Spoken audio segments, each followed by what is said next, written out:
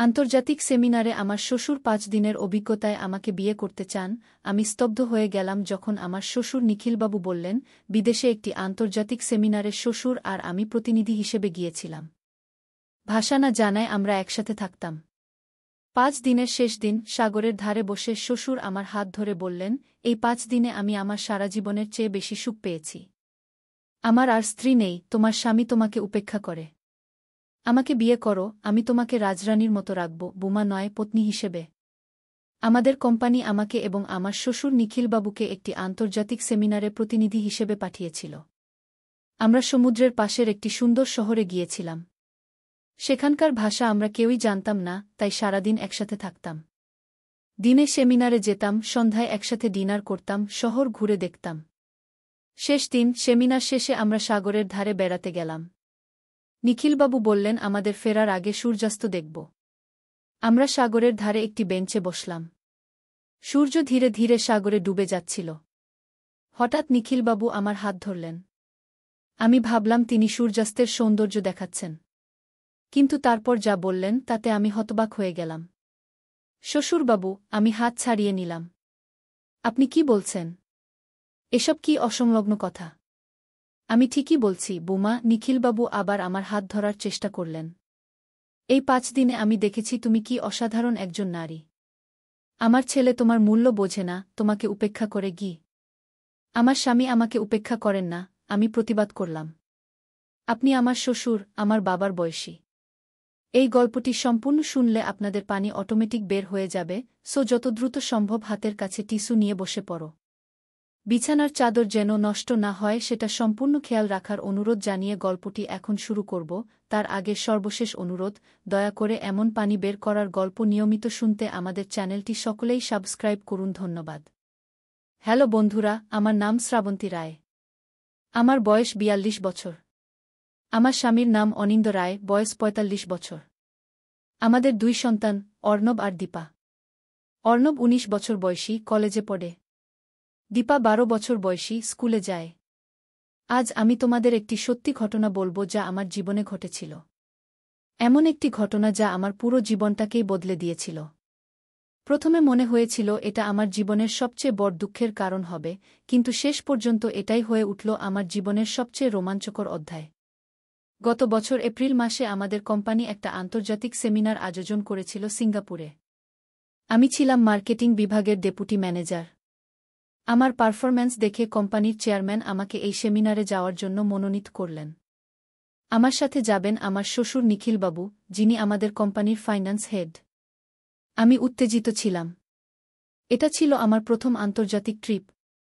কিন্তু একটা সমস্যা ছিল, আমার শ্বশুরের সাথে আমার সম্পর্ক তেমন ভালো ছিল না। তিনি সবসময় আমার ত্রুটি খুঁজতেন, আমার কাজে দোষ ধরতেন। বাড়িতে আসলে আমার স্বামীকে আমার নামে নানা অভিযোগ করতেন। মাঝে মাঝে ভাবতাম উনি বুঝি আমাকে পছন্দই করেন না। যাই হোক, কোম্পানির কাজে যাওয়া, তাই অস্বীকার করার কোনো উপায় ছিল না। আমি প্যাকিং করলাম, স্বামী আর বাচ্চাদের বুঝিয়ে সুঝিয়ে গেলাম সিঙ্গাপুর। নিখিলবাবু এয়ারপোর্টে আমাকে দেখে মুখ অন্যদিকে ঘুরিয়ে নিলেন। বুঝলাম ৫ দিন আমার উপর নজর রাখতে হবে। সিঙ্গাপুর এয়ারপোর্টে পৌঁছাতেই আমাদের দুজনের জন্য কোম্পানির লোক উপস্থিত ছিল।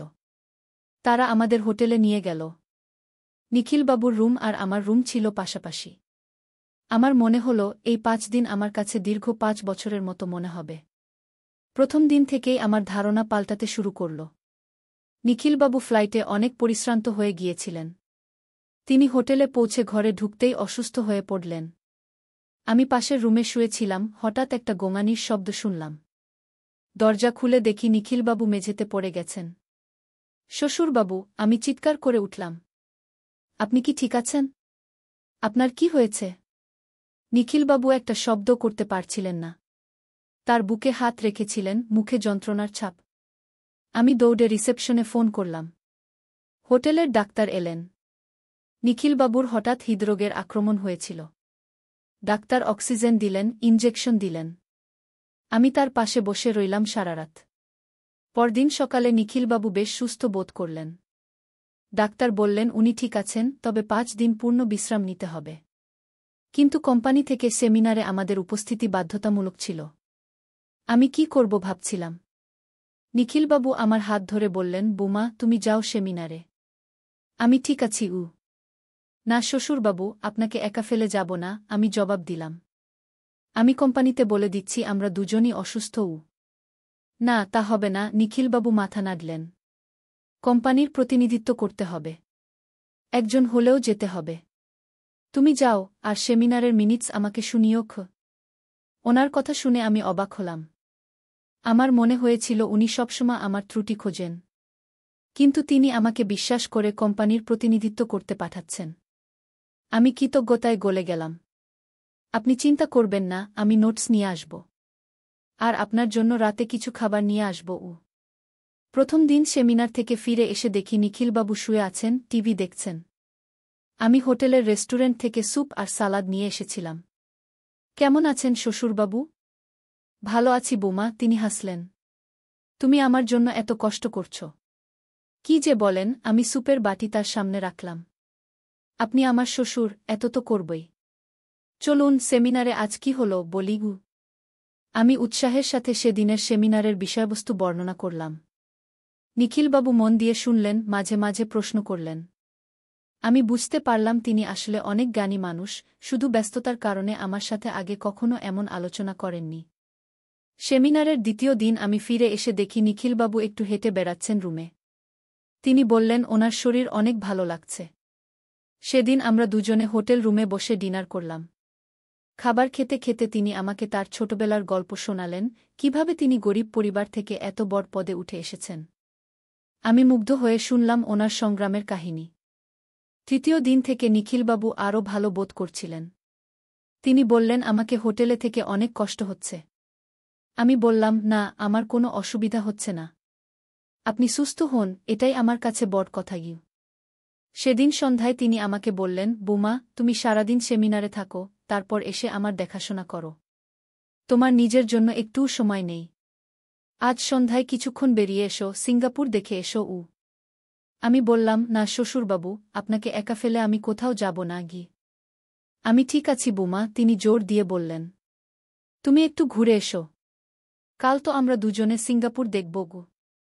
আপনি কাল বেরোবেন? আমি অবাক হয়ে জিজ্ঞেস করলাম। হ্যাঁ, আমি এখন অনেক ভালো আছি, তিনি হাসলেন। কাল সন্ধ্যায় আমরা দুজনে সিঙ্গাপুরের মার্লিয়ান পার্ক দেখতে যাব। আমি খুশিতে লাফিয়ে উঠলাম। সত্যি শ্বশুরবাবু? আমি অনেক উত্তেজিত। তুমি এতদিন আমার দেখাশোনা করলে, এবার আমি তোমাকে সিঙ্গাপুর ঘুরিয়ে দেখাব, তিনি বললেন। তুমি আমার জন্য এত কিছু করছ। চতুর্থ দিন সেমিনার শেষে আমি ফিরে এসে দেখি নিখিলবাবু প্রস্তুত হয়ে আছেন। আমরা দুজনে বেরিয়ে পড়লাম। ট্যাক্সি নিয়ে গেলাম মার্লিয়ান পার্কে। সিঙ্গাপুরের বিখ্যাত প্রতীক মার্লিয়ান, সিংহের মাথা আর মাছের দেহ, সেটা দেখে আমরা মুগ্ধ হলাম।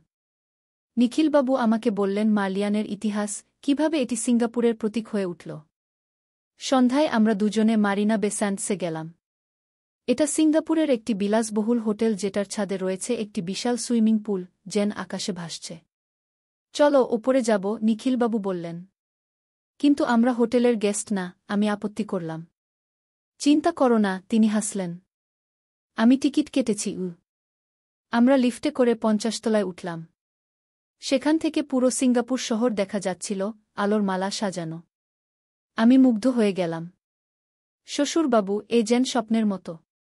তোমার মুখে হাসি দেখে আমারও ভালো লাগছে বোমা, তিনি বললেন। তুমি সারাদিন পরিশ্রম করো, তারপর আমার সেবা করো। তোমার কষ্ট আমি দেখতে পাই। আমি লজ্জা পেলাম। আমি কিছুই করি না শ্বশুরবাবু। আপনি আমার শ্বশুর, আপনার সেবা করা তো আমার কর্তব্য। শোনো বোমা, নিখিলবাবু গম্ভীর হয়ে গেলেন। আমি জানি বাড়িতে আমি তোমার সাথে ভালো ব্যবহার করি না। আসলে আমি ভেবেছিলাম তুমি আমার ছেলের জন্য উপযুক্ত নও। কিন্তু এই ৫ দিনে আমি দেখলাম আমি কত ভুল ছিলাম। তুমি কত ভালো মেয়ে, কত যত্ন নিতে জানো। এত বছর আমি তোমাকে বুঝতে পারিনি। আমি অবাক হয়ে ওনার দিকে তাকালাম। শ্বশুরবাবু, আপনি এসব কি বলছেন? সত্যি বলছি বোমা, তিনি আমার হাত ধরলেন। এই ট্রিপের আগে আমি তোমাকে শুধু বোমাই দেখতাম। এখন দেখছি তুমি একজন অসাধারণ মানুষ।